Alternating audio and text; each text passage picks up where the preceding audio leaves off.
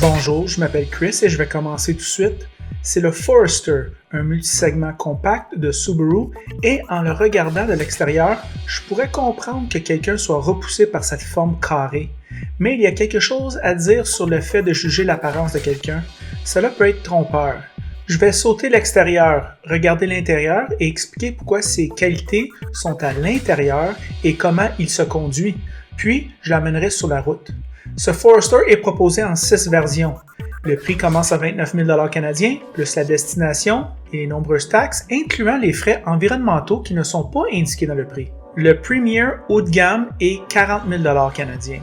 Subaru a envoyé à Ross la version Sport, une version intermédiaire, à près de 36 000 Pour ce prix, vous obtenez de nombreuses fonctionnalités, un design extérieur unique, des disques avant plus grands pour les freins, des roues 18 pouces métalliques sombres avec des pneus rapport 55.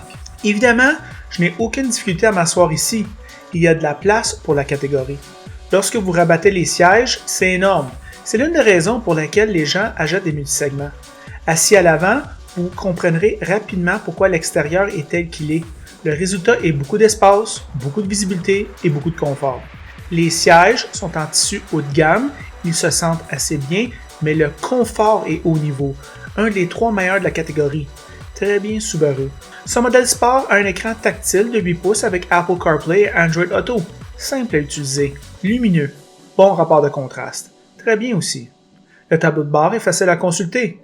L'ergonomie est intuitive. Cette version est équipée des aides à la conduite EyeSight de Subaru. Les sièges confort, la direction légère, la pédale de frein douce, l'accélération douce, la meilleure visibilité extérieure, Forester remplit ce que je considère est la tâche la plus importante du multisegment. Siphonner le moins de votre précieuse énergie de votre quotidien. En ce sens, ce Subaru Forester ressemble au CR-V que j'ai conduit, ce qui est un compliment sincère. Je n'ai jamais possédé de Subaru à cause de leur look. Je suis une souris urbaine et l'apparence extérieure est importante pour moi. Au cours des 6 dernières années à faire des essais routiers, les qualités cardinales de Subaru sont maintenant évidentes et je comprends certainement leurs acheteurs intelligents pour les avoir choisis. Ce Forester est convaincant en ce qui me concerne. Le moteur est un Boxer 4 cylindres qui produit 182 chevaux et 176 livres de couple. Il fait 9 litres en ville et 7,2 litres sur l'autoroute avec une CVT et la célèbre traction intégrale de Subaru. Voici nos pensées sur la route. Bonjour les amateurs de voitures, aujourd'hui avec Ross, il m'apporte la Subaru Forester 2021, compétiteur direct du CR-V, du RAV4, du Mazda CX-5 et autres. Ross, qu'est-ce que tu en penses de ce véhicule-là? Bon, on est déjà rendu à la 5e génération du Subaru Forester. Ça t'offre? Évidemment, un véhicule là, qui n'a plus besoin de présentation. Probablement celui de la catégorie qui est le mieux adapté pour les pires capacités hivernales. Oui. OK.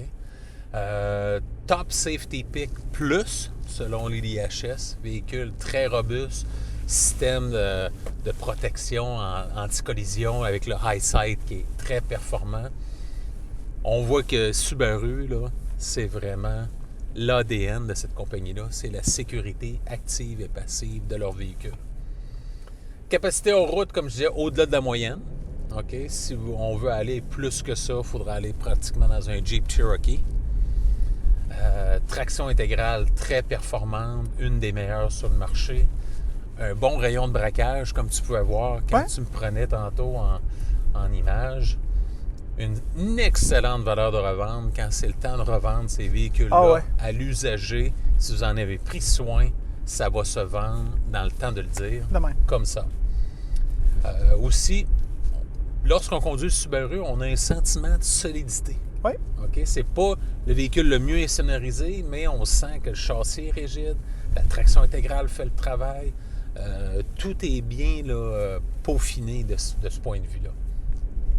Comme je disais également, sécurité passive et active très poussée sur ce véhicule, avec un véhicule très bien axé pour la famille. Malgré son petit format, si on le compare à la concurrence, dans le créneau des VUS compacts, le Subaru exploite quand même bien l'ergonomie, qui est bien exploitée de ce point de vue-là. L'Apple CarPlay Android Auto est de série, pas de problème, c'est complet de ce point de vue-là. Les comptes, il y a un seul moteur. Fait qu'il n'y a plus le 2 litres turbo comme il y avait dans le passé. Il y a le 2.5 atmosphérique et c'est le seul moteur disponible au menu. Une seule transmission également, CVT. Une version hybride au PHEV qui sont absents. Fait que dans le créneau, Toyota est très fort. Par contre, pas de PHEV ou d'hybride chez Subaru pour ce qui est du Forester. Prix élevé, ben là, on peut, si vous allez dans le modèle tout équipé, si vous allez dans la version Premier, on est au-delà de 41 000, près de 42 000 $. C'est quand même pas donné. La version ici est environ à 38 000 $.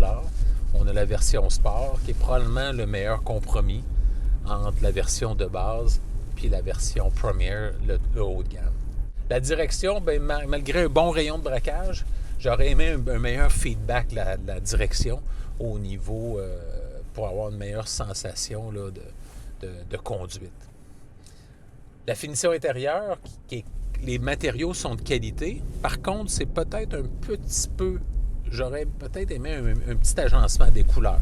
On a la version quand même sport ici, mais si vous allez avec la version d'entrée de gamme, c'est plus fade comme couleur.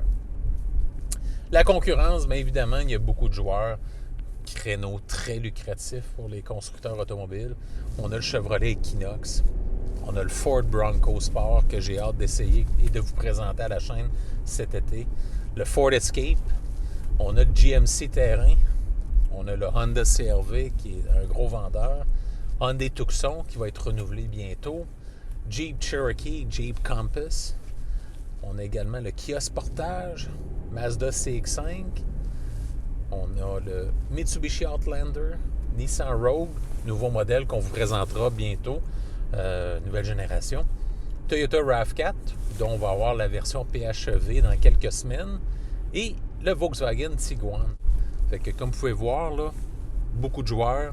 Subaru se démarque par sa traction intégrale, mais fait un bon travail là, à nous présenter un produit de qualité. Fait que quelles sont tes premières impressions sur ce véhicule? Ross, moi je te dirais que ce véhicule-là amplifie les qualités de Subaru et amplifie ses défauts aussi. Et je vais t'expliquer pourquoi. Okay. Le style extérieur, moi Ross, je ne peux pas penser à un compétiteur qui est plus laid. C'est vraiment pas beau. Les formes sont angulaires. On se créerait une Volvo des années 80 quasiment. C'est mal adapté pour le marché, je te dirais. Ils sont toutes plus mignonnes que les autres. Ouais. Avec le temps, ces véhicules-là, puis on dirait que Subaru n'a pas suivi le pas. Ça pourrait en déplaire à certains. Et puis, pour ceux qui regardent l'apparence physique seulement, ils vont la laisser de côté. Mais par contre, les qualités de ces formes extérieures se reflètent à l'intérieur. Énormément de place, Ross. Énormément de place dans le coffre pour tes affaires qui sont drôlement absentes cette semaine. Mm-hmm. Énormément de place pour les passagers en arrière. Énormément de place ici en avant. Les grandes fenêtres Subaru pour lesquelles ils sont fameux, bien, ils sont encore plus gros sur ce véhicule-là. Énorme les fenêtres. Ça n'a pas de bon sens. Cette fenêtre ici, là, ça pourrait être dans une maison, ça serait une grosse fenêtre. Dans un camion, on se croit dans un petit aquarium. Bonne observation, oui. On voit tout alentour de nous autres. On a une belle visibilité. La fenêtre en avant est énorme. Ouais. Je veux dire, moi, j'ai baissé le coupe-soleil. C'est vraiment bien fait à ce niveau-là. Beaucoup de lumière naturelle qui rentre. Je n'ai même pas besoin d'ouvrir le panneau pour le toit ouvrant. Il y a tellement de lumière naturelle. L'emménagement intérieur, tellement simple de Subaru. Ça, là-dessus. Ça, c'est vraiment hot. Amplifié sur ce modèle-là, on dirait que tout le monde essaie de se twister en pretzel pour essayer de donner des fonctionnalités puis des façons innovateurs pour y accéder.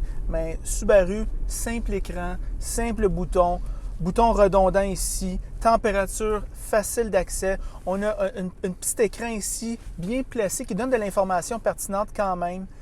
Moi, j'ai rien à dire à ce niveau-là. Le tableau de bord qui se lit bien, le volant qui se prend bien en main. C'est quand même le même volant pour tous les modèles Subaru. Dans l'Ascent, je vais chialer qui est cheap un peu. Ici, dans ce modèle milieu de gamme quand même, j'ai rien à dire. J'ai rien à dire à ce niveau-là. Solidité de fabrication, comme tu mentionnes toujours, Ross, je suis de la même opinion que toi. La qualité des matériaux, moi, je trouve qu'ils sont corrects. C'est un modèle milieu de gamme. Si tu te rappelles, Ross, du CR-V qu'on a fait, un véhicule quand même du même prix, mais c'est à l'intérieur quasiment d'un Honda Civic. C'est vrai. Alors, à ce moment-là, on ne peut pas chialer sur Subaru de faire pareil. Tout à fait. Ce que je peux dire que Subaru fait bien, c'est ses bancs qui sont couverts de tissu. C'est plus confortable que le CX-5 que j'ai conduit toute la semaine. C'est le modèle, les modèles de cuir haut de gamme. Oui, tu as le modèle 100e anniversaire, le plus haut de gamme. Oui, moi je te dirais que ce véhicule-là, avec Sportage et service, c'est les meilleurs sièges de la catégorie. Et puis, vraiment, je suis bien. C'est quasiment thérapeutique s'asseoir ici. Fait que beau travail à ce niveau-là. On est assis au Ross. On sent la robustesse lorsqu'on conduit de ce véhicule-là dans le volant, dans la façon qu'il prend les bosses, mais c'est jamais inconfortable. Fait que bien fait à ce niveau-là, Subaru. Cette Forester Ross, pour moi, c'est le cliché de on gagne tellement à s'asseoir dedans et la conduire. Si on fait juste le regarder, on risque de ne pas l'acheter, mais du moment qu'on s'assoit dedans, coudonc, on est confortable, c'est mieux. Puis lorsqu'on la conduit, mon Dieu, qu'elle se conduit facilement.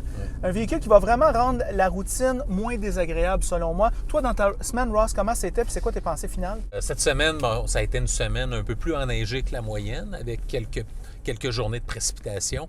Et le Subaru s'est démarqué. Là. Le Subaru était dans son terrain de jeu. Et il se démarquait parfaitement. Une traction intégrale là, qui a plus besoin de présentation, qui est vraiment sur la coche. Moi, j'en reviens pas quand je conduis des Subaru durant les tempêtes. C'est comme s'il n'y avait pas de tempête.